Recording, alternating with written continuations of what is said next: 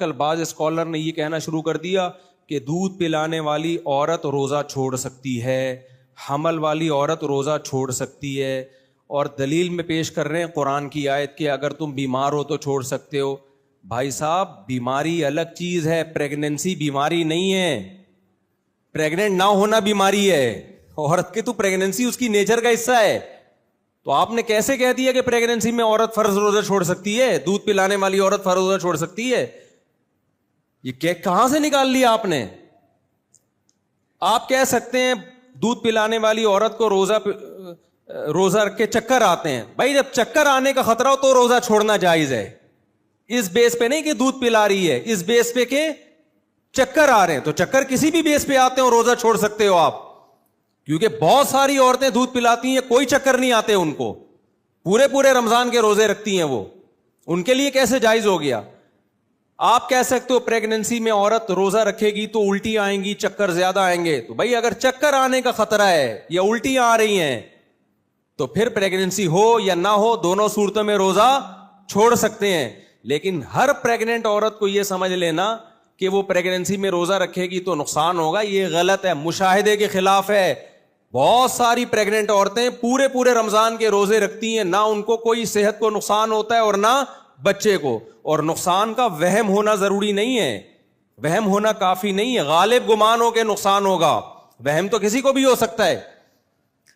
جو آ رہا ہے اٹھ کے، تبھی تو میں کہتا ہوں یار مجتہدین کو فالو کرو، میں ویسے ہی تھوڑی امام حنیفہ میرے کو ماموں تھوڑی لگتے ہیں، شخصیت پرستی اس کو کہتے ہیں، اپنے ماموں کو فالو کر رہا ہے۔ اگر کسی روزہ رکھ کر دن بھر سوتے رہنا، اگر ہم روزے کی حالت میں سارا دن سوئے ہوئے ہیں، صرف نماز کے وقت اٹھ کر نماز پڑھتے ہیں تو کیا یہ صحیح ہے؟ فہیم نواب شکارپور سے۔ فہیم بھائی، سارا دن سوتے رہنا اچھے بچوں کا کام نہیں ہے۔ آپ نے وہ پڑھا ہوگا نا، اٹھو بیٹا آنکھیں کھولو بستر چھوڑو اور منہ دھو لو، وہ نظم ذرا دوبارہ پڑھ لیں آپ۔ اتنا سونا ٹھیک نہیں ہے، وقت کا کھونا ٹھیک نہیں ہے، وقت کا کھونا ٹھیک نہیں ہے۔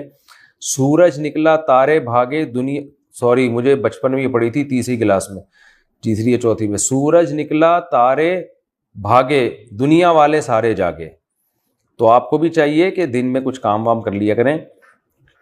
بہرحال اگر کوئی سارا دن سوتے ہوئے گزار دیتا ہے تو روزہ پھر بھی ہو جاتا ہے، اور گناہ نہیں ملے گا۔ گناہ جب ملے گا جب سونے کی وجہ سے اللہ یا مخلوق کے حقوق میں کوئی کوتاہی کر رہا ہو۔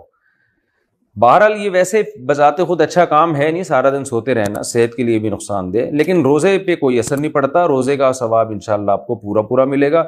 لیکن ویسے آپ کو چاہیے کہ جاگیں اور آپ اس میں تلاوت کریں، نماز پڑھیں، نوافل پڑھیں اور کوئی دوسرا کام کریں تو یہ بہتر ہے، لیکن روزہ بہرحال سوتے میں بھی ہو جاتا ہے۔